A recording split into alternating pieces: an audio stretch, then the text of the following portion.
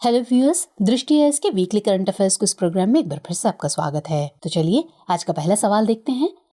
हाल ही में यूनेस्को की अमूर्त सांस्कृतिक विरासत सूची में शामिल फ्रेंच बगेट क्या है? ऑप्शन है ए एक प्रकार की ब्रेड, बी एक प्रकार का फल, सी एक प्रकार की सब्जी या फिर डी एक प्रकार की मिठाई। तो इसका सही आंसर है ऑप्शन ए एक प्रकार की ब्रेड।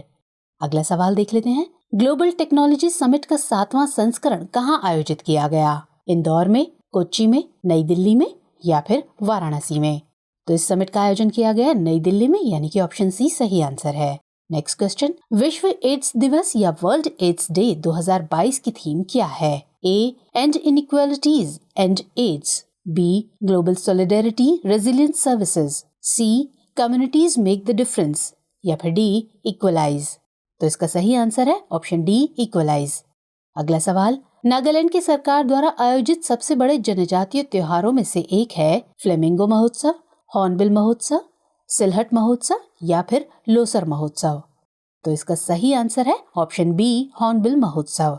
बढ़ते हैं अगले सवाल की तरफ। हाल ही में विश्व स्वास्थ्य संगठन यानी WHO ने किस बीमारी का नाम बदलकर एमपॉक्स कर दिया? ए मलेरिया, बी मेनिंजाइटिस, सी मार्बर्ग वायरस या फिर डी मंकी पॉक्स।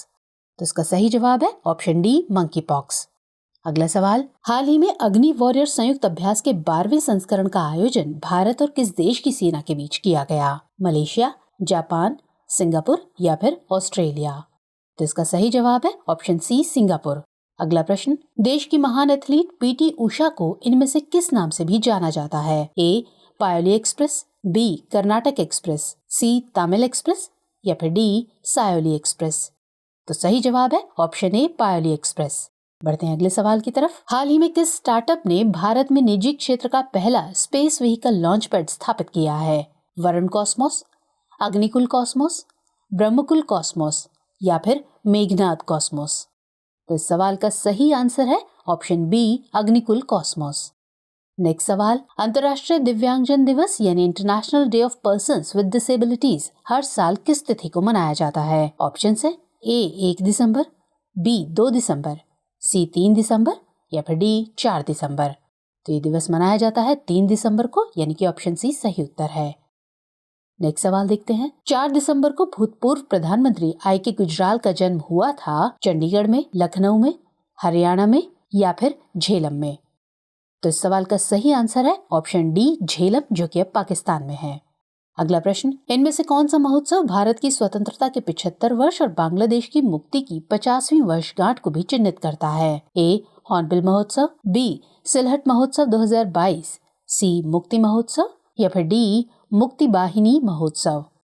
तो सही जवाब है ऑप्शन बी सिलहट महोत्सव 2022। अगला प्रश्न, हाल ही में चर्चा में रहे ईमा बाजार का संबंध किस राज्य से है? हिमाचल प्रदेश, महाराष्ट्र, मणिपुर या फिर मेघालय? तो सही आंसर है मणिपुर, जो कि ऑप्शन सी में दिया गया है। नेक्स्ट सवाल, हाल ही में केंद्रीय औषधि मानक नियंत्रण संगठन यानी CDSCO ने विश्व की पहली इंट्रानेजल कोविड वैक्सीन को मंजूरी दी। इसका नाम है इंट्रावैक, इनकोवैक, इनोवैक या फिर इनकोवी? तो इसका सही जवाब है ऑप्शन बी इनकोवैक। अगला प्रश्न, हाल ही में किसने carbon capture utilisation and storage policy framework and its deployment mechanism in India report जारी की है? ए नीति आयोग, बी कोयला मंत्रालय, सी औषध विभाग या फिर डी पृथ्वी विज्ञान मंत्रालय?